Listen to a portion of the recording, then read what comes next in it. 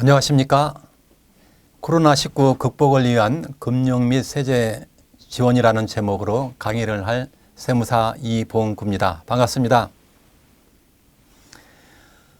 강의를 시작하기 전에 먼저 간단하게 제 소개를 하겠습니다. 저는 현재 세무법인 석성 경기 북부지사 대표를 맡고 있습니다. 세무사업을 한 지 한 15년 정도 됐고요. 세무사업을 하기 전에는 국세청 조사국 및 일선 세무서에서 한 19년 정도 공직 생활을 했습니다. 오늘 제가 준비한 강의 내용이 우리 제 강의를 시청하시는 모든 납세자 여러분들께서 이 코로나19 사태를 극복하는데 조금이나마 도움이 되셨으면 좋겠습니다. 제 강의 내용은 6가지 소제목으로 만들었습니다. 첫 번째, 소상공인 임대료 지원. 두 번째, 소상공인 중소기업 특별금융 지원. 세 번째, 피해 기업 등에 대한 세부담 완화. 네 번째, 소상공인 등을 위한 납부 연장 및 징수 유예. 다섯 번째, 소상공인 보증 공급 확대 및 긴급 경영 안정자금 공급. 마지막으로 여섯 번째, 한시적 조세 감면을 통한 수비 유인으로 준비를 했습니다. 자, 첫 번째입니다. 소상공인 임대료 지원에 대해서 살펴보도록 하겠습니다. 자, 착한 임대인이라는 언론 보도를 많이 보셨을 텐데요. 제 아들도 강남에서 개인 샵을 운영을 하는데 전화를 했더라고요. 임대료를 깎아주게 되면 임대인한테 어떤 세금 혜택이 있냐고 이렇게 전화로 저한테 질문을 했는데 착한 임대인에 대해서 어떤 그 세금 혜택이 있는지 궁금하신 분들이 참 많으실 겁니다. 예를 들어 설명하겠습니다. 임대인이 연간 임대료가 1,000만 원인데 받아야 될 임대료가 1,000만 원인데 500만 원 받는 것으로 임대료를 깎아줬다. 할인을 해줬다. 그러면 그 500만 원 할인해 준 임대료의 50% 250만 원을 임대인이 내야 될 세금에서 공제를 해주는, 직접 차감해주는 그런 내용이 되겠습니다. 임대인이 내야 될 세금이 500만 원이다. 그럼 250만 원 공제를 하고 250만 원만 세금을 납부하면 된다. 이런 내용이 되겠습니다. 어마어마한 세제 혜택이죠.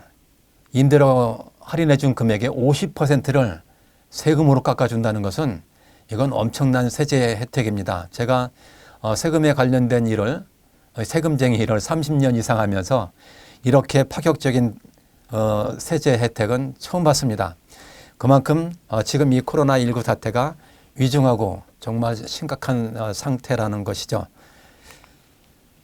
착한 임대료가 있는 반면에 또 임대 건물에는 정부 소유 건물이 있습니다. 정부 소유 건물도 마찬가지로 중앙정부 건물도 3%에서 1%로 임대료를 인하를 해주겠다. 또 국가 위탁 개발 재산도 마찬가지로 임대료 50%를 감면해 주겠다. 지방자치단체 건물인 경우에도 임대료율을 재산가액의 5%에서 1%까지 감면을 해주겠다. 이렇게 정부 소유 재산에 대해서도 감면 혜택이 주어지고요. 그런가 하면 공공기관 소유 재산 임차인에 대한 임대료도 인하를 해주겠다 발표를 했습니다. 공공기관이 어떤 기관이 있을까요? 자, 예를 들면 도로공사, LH공사, 철도공사 뭐 이런 공공기관이 되겠죠. 공공기관도 마찬가지로 6개월간 이 코로나 사태로 인한 한시적으로 6개월간 임대료의 20 내지 35%를 할인해 주겠다 발표를 했고요. 임대료를 매출액에 연동해서 계약을 한 경우에는 6개월간 납부를 유예하겠다 이렇게 발표를 했습니다.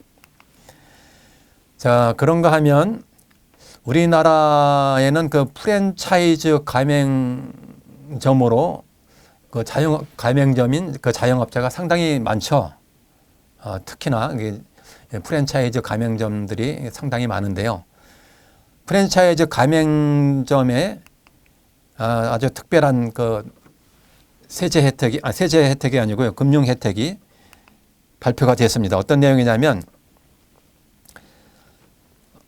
뭐 중진공이나 소상공인진흥공단 이 정책 자금에 대해서 금리를 인하해 주는 그 제도를 발표를 했는데요.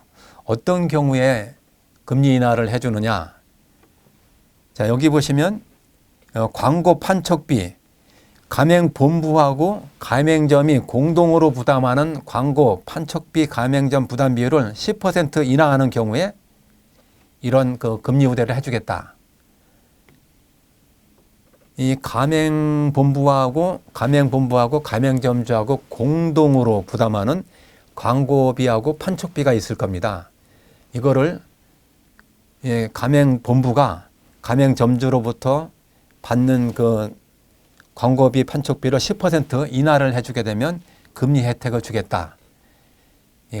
워낙 열악한 그 조건에서 이 사업을 운영하는 프랜차이즈 가맹점주를 보호하기 위한 그런 금리 혜택이 되겠습니다.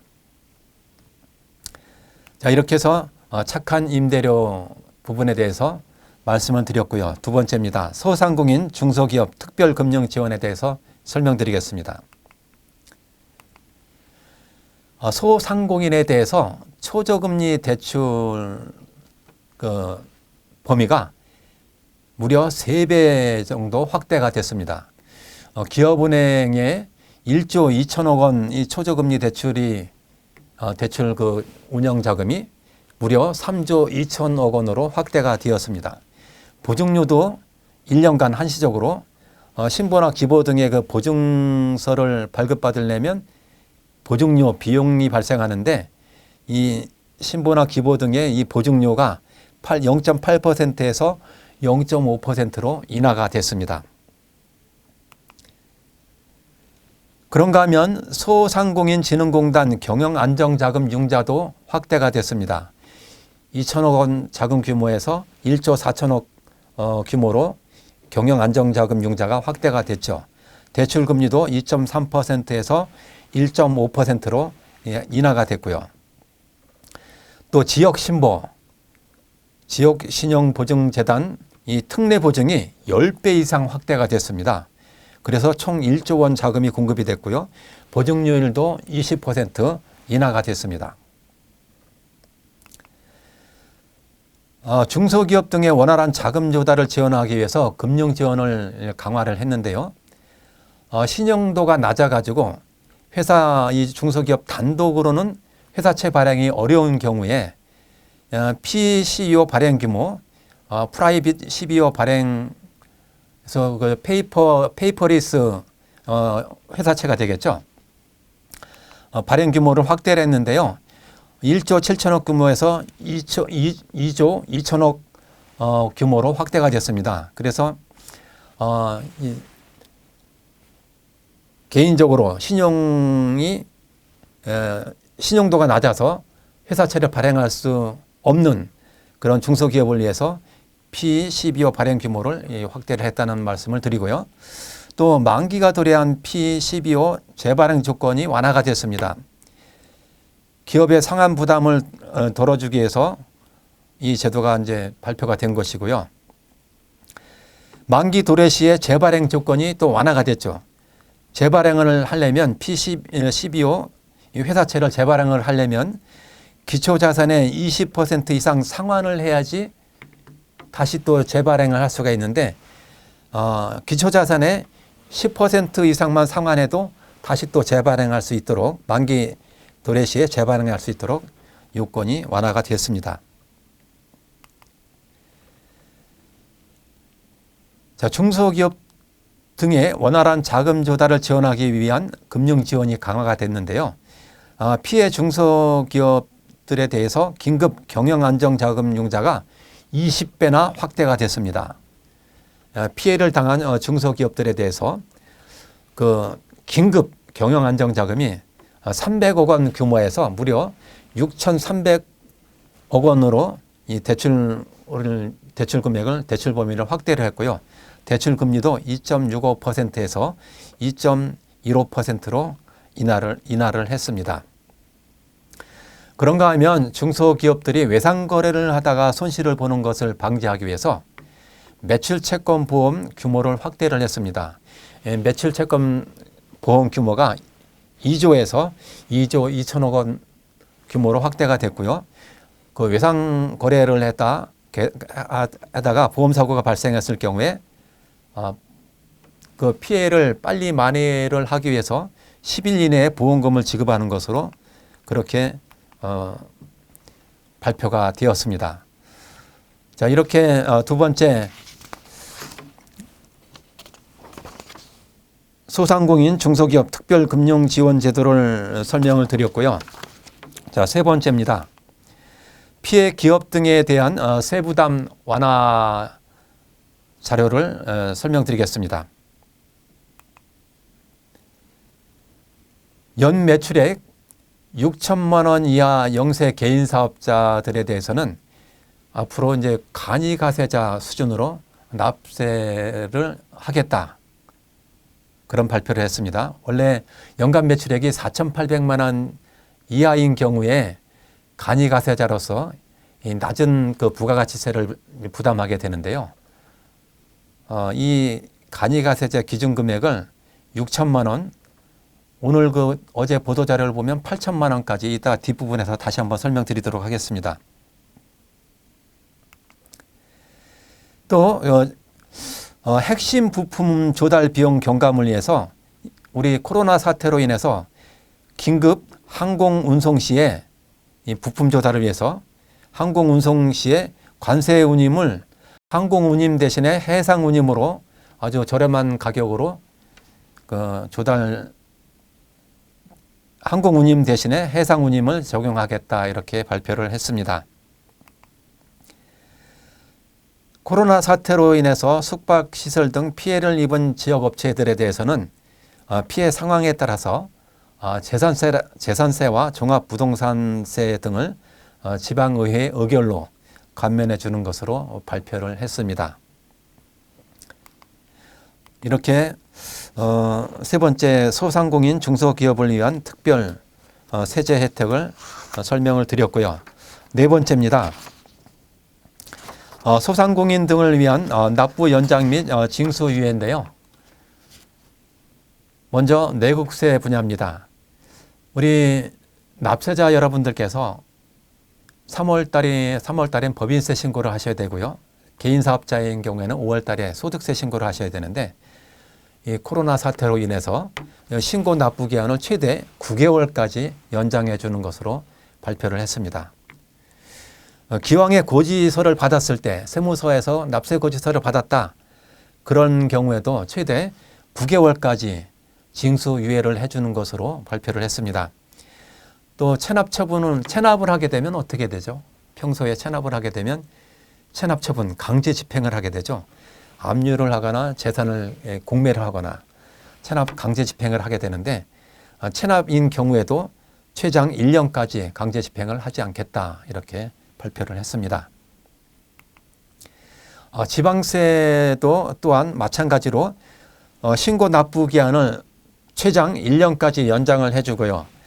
체납 처분의 경우에도 1년까지 체납 처분을 하지 않는 것으로 발표를 했습니다. 또한 지방자치단체장이 정하는 기간까지 지방세 세무조사를 하지 않겠다. 지방세 세무조사 걱정하지 않으셔도 되겠죠. 자, 그리고 관세 분야를 살펴보면 납부 계획서를 제출하면 납부 연장, 분할 최대 1년 내에 무담보로 지원을 하겠다. 납기 연장이나 분할 납부를 담보 없이 인정을 해주겠다. 이런 내용이 되겠습니다. 또한 피해 기업인 경우에 PL, 페이퍼리스로 전환해서 신청 당일 관세 환급이 되도록 그렇게 결정하고 지급되도록 하겠다. 관세조사 대상 업체는 피해 구제 마무리 시점까지 세무조사를 하지 않겠다. 이렇게 발표를 했습니다. 소상공인에 대해서 납부 연장 및 징수 유예를 하고 있는 내용을 설명드렸는데 참고하시면 도움이 되겠습니다. 다섯 번째입니다. 소상공인 보증공급 확대 및 긴급 긴급 경영 안정자금 공급인데요. 지역신보 재원 확충을 통한 소상공인 자영업자 보증 공급 확대. 지역신보 우리 그 납세자 여러분들이 경영 자금을 위해서 대출을 받으려면 먼저 지역신보라든가 기보, 중진공 등에서 보증서를 끊어와야 되지 않습니까? 그 보증서를 이런 지역신보라든가 기보, 중진공에서 마음대로 제한 없이 무조건 무한대로 보증을 서줄 수 있는 것이 아니라 출연자금 한도 내에서 이 보증서를 발급하도록 되어 있습니다. 그런데 은행권이 이번에 지역신보 법정 출연료율을 인상하도록 그렇게 발표를 했는데요. 은행에서 이런 지역신보 등에 출연을 하게 되면 자본을 출연하게 되면 그 출연된 자본을 기초로 해서 승수 효과가 발생합니다. 1조 원을 출연했다. 그러면 10배나 15배까지 보증 설 수 있는 한도가 확대가 돼요. 승수 효과로 인해서.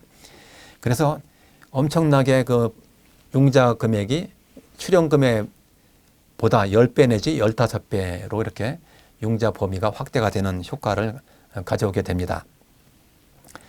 그래서 출연료율 인상을 통해서 소상공인 자영업자 보증 공급을 확대하겠다 이렇게 발표를 한 것이죠.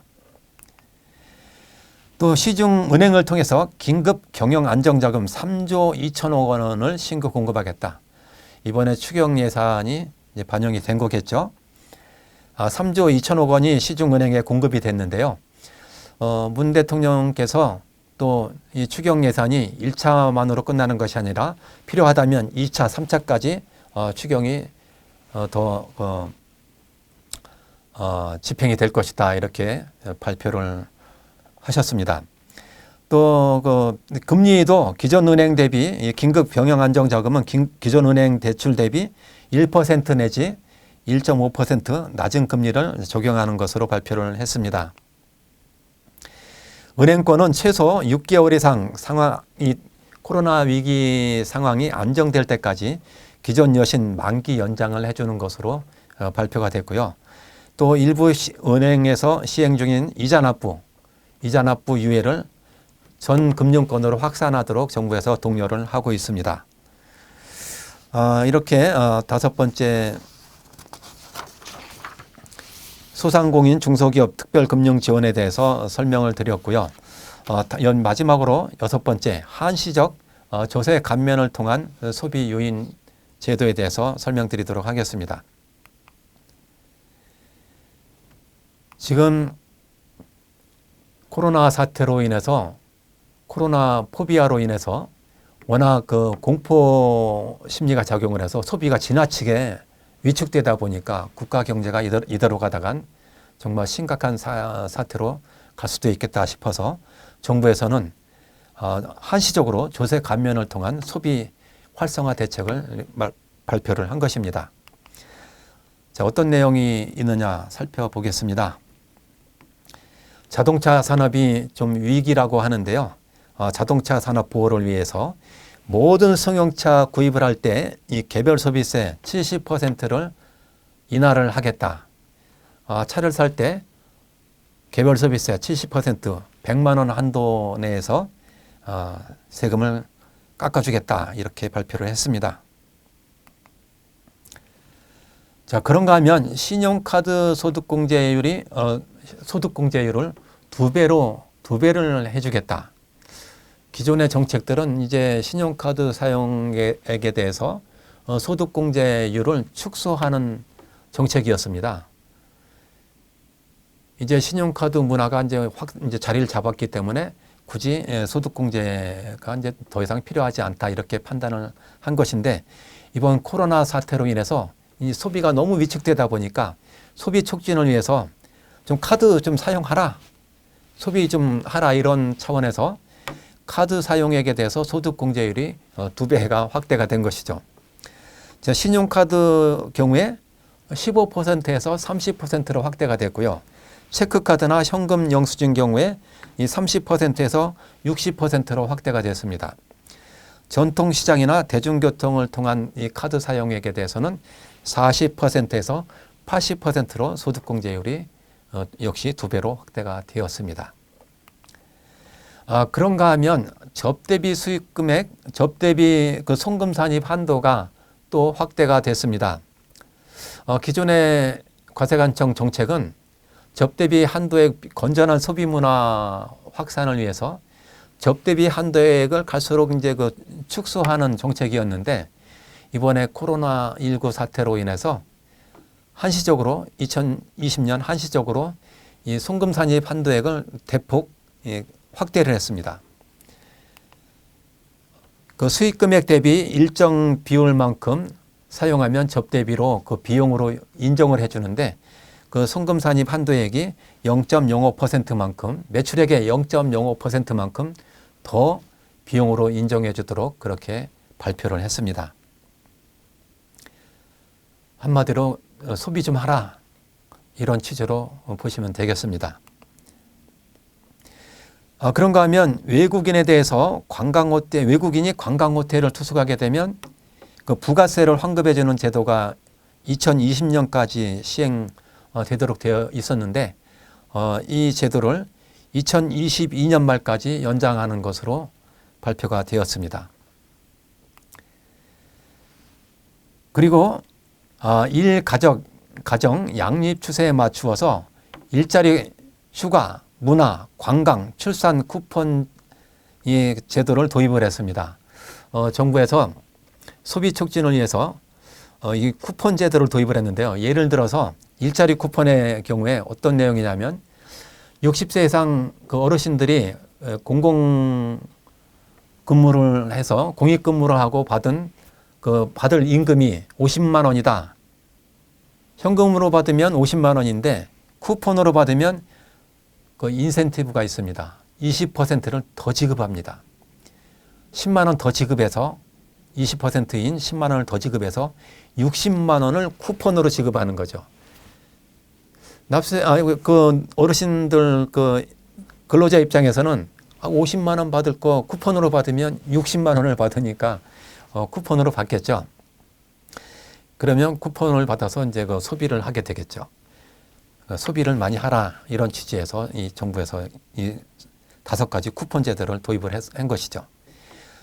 휴가 쿠폰도 있는데요. 어떤 내용이냐면, 근로자가 20만 원을 부담하면 사용자, 기업주가 10만 원 부담하고 또 정부에서 또 10만 원 부담해서 40만 원짜리 쿠폰을 근로자한테 지급하는 거죠. 그래서 그 쿠폰을 가지고 소비를 하라, 이런 취지가 되겠습니다.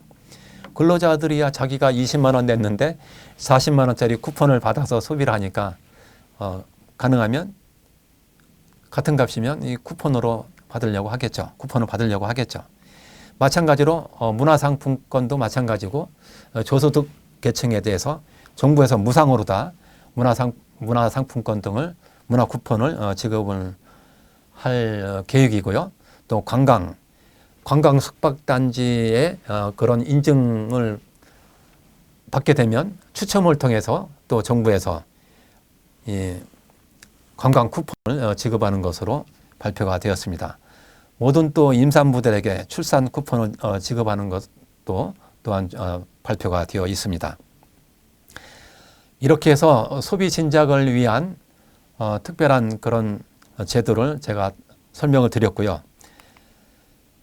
오늘 강의 자료를 동영상 촬영을 하기 위해서 오는 중에 혹시 기획재정부에 참고 자료가 있을까 해서 제가 클릭을 해봤더니, 어제 날짜로 2020년 3월 17일자로 기획재정부 보도 참고 자료가 또 발표가 됐더라고요. 그래서 제가 부랴부랴 또 자료를 준비를 했는데, 내용을 설명드리면, 중소기업 특별세 감면이 2배가 확대가 됐습니다. 대구 경북 지역인 경우에 중소기업 특별세 감면을 2배를 더해주겠다. 그리고 아주 영세한 납세자, 간이가세자인 경우에 연간 매출액이 3천만 원 미만인 경우에는 아예 세금을 면제를 해줬습니다. 그런데 그 면제 기준 금액이 3천만 원에서 4,800만 원까지는 아예 세금을 받지 않겠다. 부가세 부담을 없도록 하겠다. 이렇게 그 납부 면제 기준 금액이 3,000에서 4,800만 원으로 상향이 됐고요. 그런가 하면 간이가세자 기준 금액이 좀 전에 제가 설명드릴 때 6천만 원으로 제가 설명을 드렸는데, 다시 어제 2020년 3월 17일 보도자료에는 8천만 원 이하 개인 사업자의 경우에는 이 납부세액을 간이가세자 수준으로 경감시켜 주겠다, 이렇게 보도자료가 나왔습니다. 6천만 원이 아니라 8천만 원 이하, 매출액이 8천만 원 이하인 경우에는 간이가세자 수준으로 과세를 하겠다, 이렇게 이해를 하시면 되겠습니다. 그리고 특별재난지역 내 중소기업, 특별재난지역, 대구 경북 지역이 되겠죠. 특별재난지역 내에 있는 중소기업인 경우에 소득세나 법인세를 세액 감면을 해주는데요. 소기업인 경우에는 60%, 중기업인 경우에는 30% 세액 감면을 해주겠다라는 발표를 했습니다. 이렇게 해서 제가 오늘 코로나19 사태 해결을 위한 세제 및 금융 지원 그런 정책을 제가 설명을 드렸는데, 잘 참고하셔서 코로나 사태를 극복하시는데 조금이나마 도움이 되시길 바라면서 제 강의를 마치겠습니다. 감사합니다.